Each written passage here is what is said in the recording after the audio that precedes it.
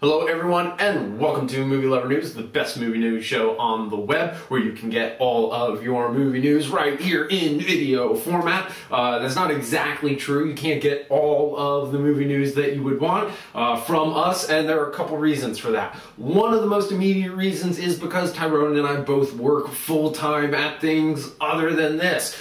So we can only really do the news that we really think is important and cool, and we don't always get to the other shows that we want to do. So there is kind of a solution for this, guys. The first solution, and probably the most important solution, is to comment and let us know if we are missing a kind of movie that you want to see talked about, a very specific movie that you want to see talked about, actors, directors. It is your guys' choices. We will go where you want us to go. So please keep us informed about the kind of shows that you want to see. Also, I think it is really important for you guys to subscribe if you are watching this and you aren't a subscriber to either us on YouTube, one of our other channels, or subscribe to us on our website, movielovernews.com. Please go ahead and do that, because the more of you guys we have on our side, the easier it will be for us to do this show. So if you think that you see a diamond in the rough with either myself or Tyrone, if you like and jive with what we are doing, I'm begging you, please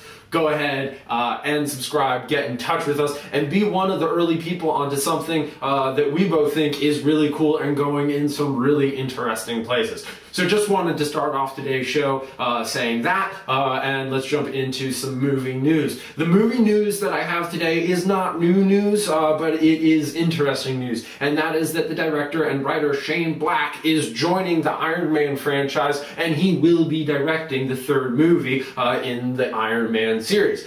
I think this is awesome news. I'm actually really excited for this news, and I'll tell you why. The Iron Man franchise so far has been kind of meh, you know? Like, Iron Man, the original, came out right around when the Batman movies were really taking off. Everyone said, wow, okay, awesome. Here is Marvel's answer to these incredible Batman movies. And I think that hyper sold the first movie to a lot of people. I think a lot of people really did enjoy the first movie. I enjoyed the first movie, but there were certainly its drawbacks and its faults. I think Robert Downey Jr. is perfect for Tony Stark and does a perfect job playing Robert Downey Jr. / Tony Stark.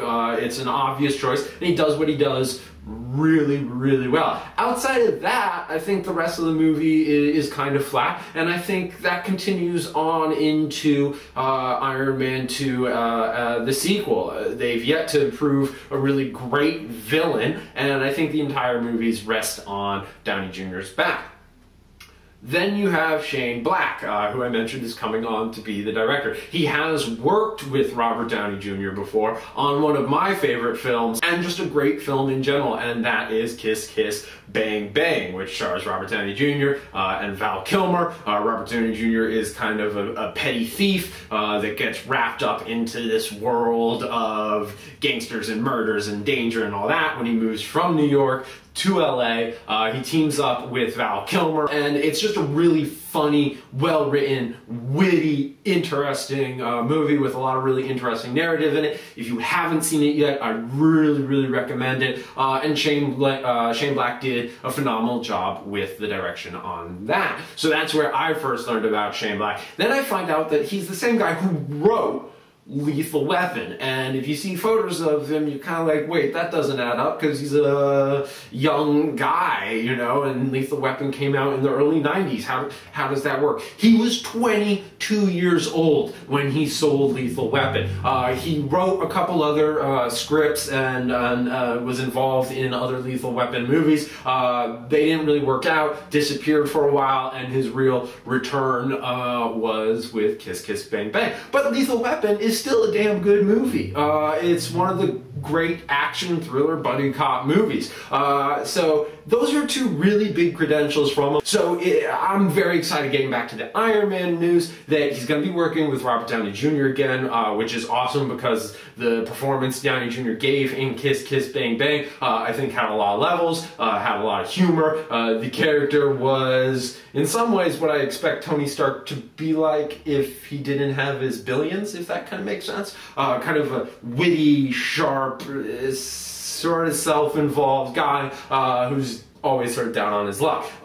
So I think they obviously work very well together and have a track record together. And I think Shane Black, because he knows story construction so well, knows the fundamentals of the action